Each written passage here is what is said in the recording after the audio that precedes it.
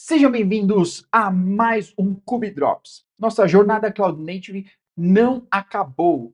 Senta aí que hora de bunda cadeira faz você avançar na sua carreira. Olha só, eu podia publicar aqui, ó, tipo.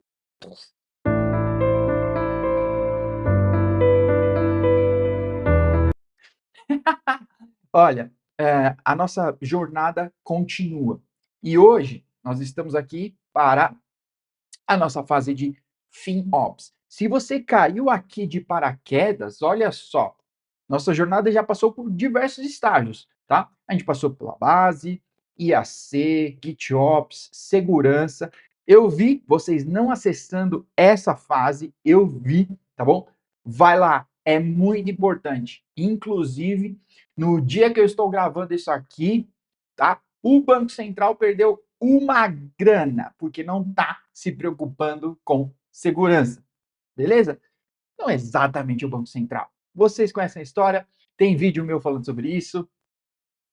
Saiba sobre segurança, tá? Faz a sua parte, tá?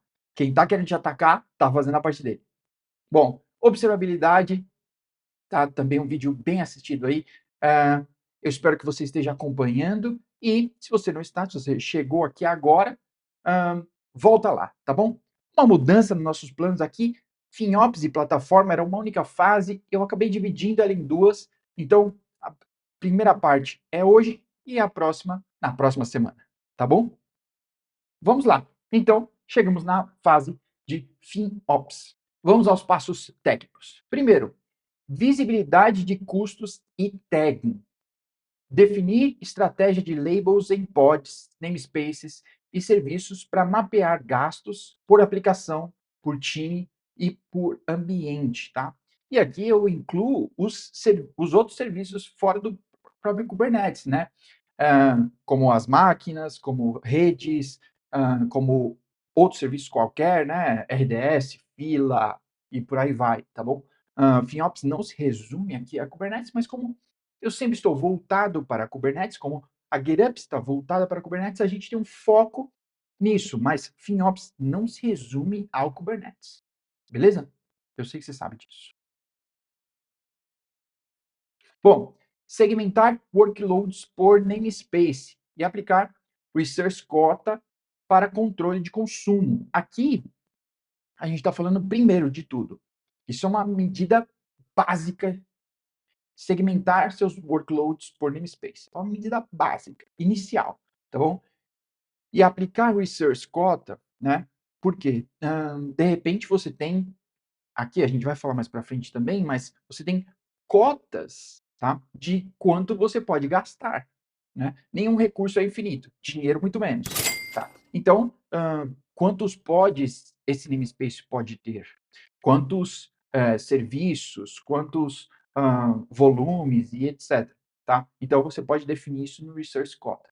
E, para quando a gente falar lá de plataforma, isso aqui já pode ser servido e alertado, inclusive, né? Então, um time, né, por exemplo, que está desenvolvendo um novo serviço, está testando ainda e tudo mais, ele não vai ter o mesmo resource quota de um time que está com uma aplicação em produção e todo mundo está usando e etc. Beleza? Expor dados em dashboards de custo e alertas de anomalia de gasto, tá? Não basta ter o dashboard, tá? Alguém tem que olhar para ele, mas também não dá para a gente viver olhando para dashboards. Então, defina alertas para você captar uma anomalia, né? Como, por exemplo, um Pix de 18 milhões. Já que a gente está falando de FinOps, eu vou ficar voltando isso toda hora. Tá fresquinho na mente, gravei agora há pouco. Bom, continuando aqui sobre dinheiros. 2. Otimização contínua de recursos. Realizar o right sizing do pod e nós com base em métricas de uso real e eliminar overprovisioning, né, e recursos ociosos, né, como, sei lá, máquinas ociosas ligadas à toa, né? E o overprovisioning, quando você não está configurando o seu autoscaling corretamente, principalmente aqui, né? O overprovisioning quer te proteger disso, tá? Foca em calibrar o seu autoscaling vai te dar muito mais tranquilidade e recurso do que deixar tudo ligado lá para um momento eventual, tá bom? Remover volumes, IPs, imagens órfãos que geram custo sem servir ao workload, tá? Então, se é órfão, olha, tem uma política drástica com isso. Isso vai ensinar seus times, mesmo que seja pela dor, tá? Mas é um recurso órfão, passa a faca. Tenha, tenha certeza disso, tá? As outras pessoas vão ter. Tenha certeza de que se você criar algo que não tenha, por exemplo, nenhum label e tag, vai ser eliminado, tá bom? Você pode ter um bot, você pode ter um job que passa ali pela sua infraestrutura e elimina todo mundo que é órfão, tá bom? Isso vai economizar uma boa grana. FinOps não é só sobre economizar, tá bem? Mas é sobre usar bem os recursos que você tem, tá? Você pode ter uma fatura de R$ 1 milhão e tá gastando mal, ou está sendo eficiente com essa fatura de 1 milhão, tá? E está gastando do jeito certo, que precisava ser gasto, tá? E está entrando muito mais dinheiro do que isso, beleza? Implementar práticas de bin packing, olha, e ajustar parâmetros de scheduler para maximizar a ocupação dos nós. Por exemplo, aqui, de novo, do Kubernetes, maximizar a ocupação, né? Usar de forma mais eficiente possível a sua infraestrutura. Então, bin packing é o inverso do outscaling. Outscaling é para frente, né? Normalmente, o outscaling é para frente, é para cima. Só que muitas vezes esse outscaling para trás, né, para diminuir, ele não é tão eficiente, né? As peças às vezes não se encaixam direito e você não tem um serviço para reencaixar isso. Então, ficam máquinas do seu cluster, por exemplo, ligadas com 2, 3 pods. Então, o outscaling não vai desligar essas máquinas, mas não está utilizando essas máquinas como deveria. Beleza? Vamos à parte 2. Vamos ao ponto 3, dashboards e visualizations. Monitorar custos de rede e alocar ao serviço responsável, tá? Egress, então, a gente teve uma euforia aí pela internet devido a uma recente atualização da AWS que passou a cobrar, né, por alguns serviços que não estavam sendo cobrados, simplesmente, né? Eles tinham um problema lá na cobrança, mas voltaram a cobrar. Deu um susto na fatura de muita gente. Mas eu também quero salientar aqui do cross-zone, né? Então a gente tem o Topology Aware, né? Que você pode configurar dentro do Kubernetes, por exemplo, Tente e etc, tá? Para você manter suas comunicações, né? Você quer isso aqui vai de encontro a querer espalhar o seu cluster, né? Mas isso tem um custo. Então, no mínimo, você tem que estar ciente desse custo. Taguear volumes persistentes e anotar, né, de ter notação aqui, aos PVCs para correlacionar storage, snapshot e namespace. Isso também tem custo, isso também precisa ter um dono, tá? Alocar uma faixa fixa de control plane, né? EKS, AKS, entre as equipes. Então, você tem um shared cost aí, né? Quando você tem cluster multi-tenant, entre aspas, aqui eu estou dizendo, né, de vários times dentro de uma única empresa. Então, é um multi-tenant dentro da mesma empresa. Então, você tem um custo, né, diluído aí entre a turma. Integração de FinOps e observabilidade. 4. Unificar métricas do custo, né, no Grafana e Prometheus, ao lado de indicadores de performance. Aqui, bom, o time técnico também precisa ter ownership, também precisa ter responsabilidade sobre o que ele está gastando, sobre o que ele está consumindo, né? Gastando tem um sentido pejorativo, sobre os recursos que ele está consumindo. Entender esses recursos, tá? E ter responsabilidade sobre eles, no mínimo, né? Então, você unificar essas métricas dá um parâmetro para a pessoa, para os profissionais, né? De quanto aquela feature nova, por exemplo, ou de quanto aquele workload estar no ar custa, tá? Quanto ele custa de infraestrutura, quanto ele custa, né, de recursos, não apenas infraestrutura. Integrar billing export, então a AWS Curl ou o Azure Cost Management, né, para reconciliar os preços reais com os em uso dos seus componentes, do Kubernetes, por exemplo, e dos outros serviços.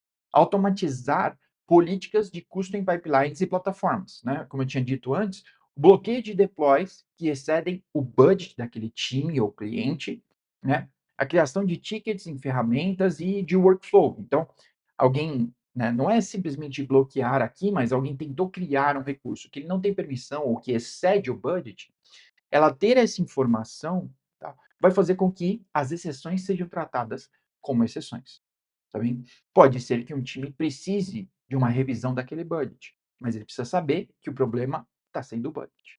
Bom, passada a parte técnica aqui, vamos à nossa fase de negócios ou porquês, tá? Então, os nossos business benefits. FinOps alinha a agilidade do Cloud Native à disciplina financeira, garantindo que cada real ou dólar investido em infraestrutura gere valor estratégico. Com visibilidade granular, otimização contínua e responsabilização compartilhada, sua organização evita surpresas na fatura e promove decisões baseadas em dados e não achismos. Olha só, eu sou extremamente partidário aqui, visto a camisa das decisões baseadas em dados. Se você acha alguma coisa, olha, faz o que você quiser. Mas se você tem dados para confirmar o que você acredita, então beleza, pode vir falar comigo, tá bom? Olha, responsabilidade. FinOps é, na minha opinião, sobre responsabilidade, tá? Uma responsabilidade compartilhada, obviamente, na empresa, né? Mas é sobre responsabilidade, é sobre assinar, né? Há pouco tempo atrás, na era da adoção de cloud, a gente tinha inúmeras máquinas que ficavam ligadas de forma ociosa, mas que você já tinha perdido uma key de acesso, mas que na monitoração ela estava processando alguma coisa e que todo mundo tinha um medo desgraçado de desligar, porque ninguém tinha certeza que não tinha uma aplicação importante rodando lá, tá? E nomes sem especificação, não seguiam nenhum padrão e etc. Hoje eu tenho certeza que não é mais assim, né? Então, compartilhar essa responsabilidade, tá? E a organização disso tudo evita essas surpresas, né? Tem cloud aí querendo vender cloud do modo on-premise, né? Sem escalonamento, sem nada, com, olha, previsibilidade, tá? Eu não quero ir contra a previsibilidade. A previsibilidade está dentro da organização, tá? Está dentro da responsabilidade. A previsibilidade está aqui dentro. Mas a previsibilidade não está, de forma alguma, conectada à falta de escala, tá bom? A flexibilidade, a elasticidade, não é, essa palavra não é da AWS, tá? E a elasticidade da nuvem e da infraestrutura, né? Não precisa ser só na nuvem, pode ser na sua nuvem própria, tá? Um abraço para a repatriação aí. Mas essa elasticidade não vai contra, tá bem? A organização e a responsabilização vão juntos com o FinOps. Beleza? Bom, continuidade financeira. A detecção proativa de picos de custo e alertas em tempo real evitam surpresas no seu orçamento e garantem operação estável, tá? Ninguém quer ter uma surpresa, mas precisa garantir a operação. Então, FinOps vai trabalhar justamente aí. Redução de desperdício, eliminação de overprovisioning, recursos órfãos e uso ineficiente, né? Diminui gastos sem impacto em performance, tá? Ninguém quer reduzir, espremer o que não é necessário, tá? Mas sim a utilização eficiente da infraestrutura. Previsibilidade orçamentária. Olha aí, forecast e modelos de custo permitem orçar com precisão alinhamento, planejamento financeiro e roadmap de produto, tá?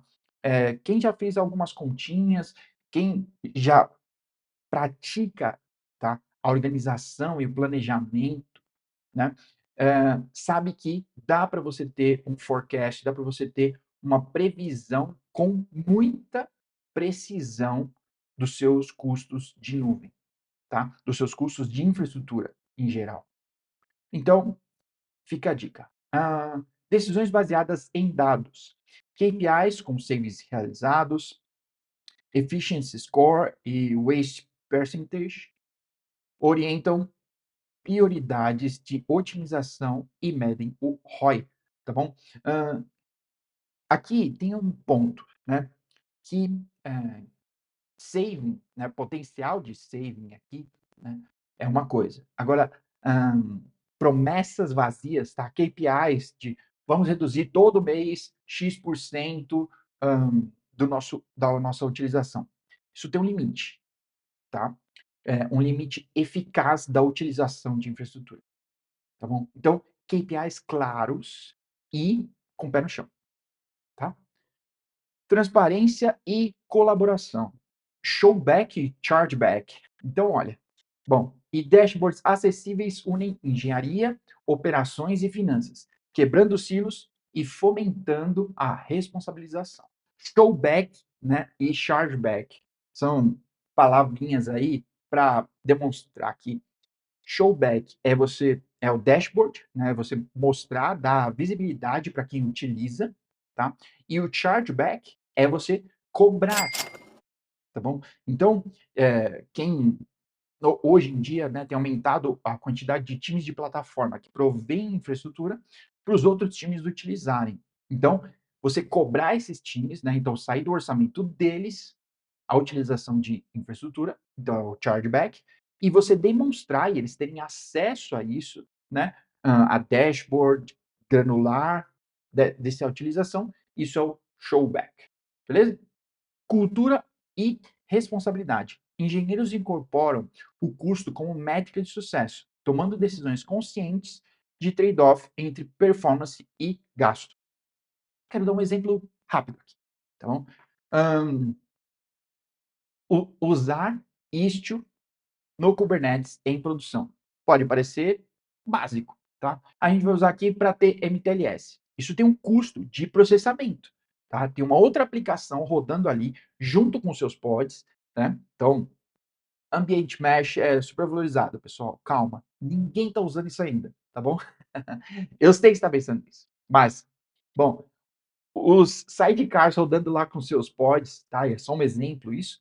Os sidecars rodando com seus pods já foi comprovado, né? De que você tem processamento elevado e aí você tem uma duplicação quase, né? Do custo. A menos que você esteja rodando Java. Aí o sidecar não gasta nada, tá?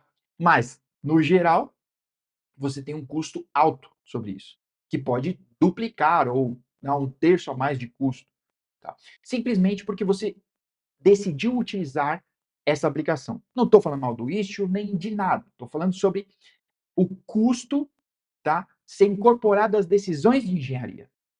Essa decisão que eu estou tomando, ela vai gerar mais custo. Esse custo é necessário? Essa é a questão, tá bom? Responsabilidade. Bom, investir em FinOps é construir uma operação cost efficient, resiliente e alinhada ao negócio. Uma jornada contínua de melhoria e inovação. FinOps não é um trabalho pontual.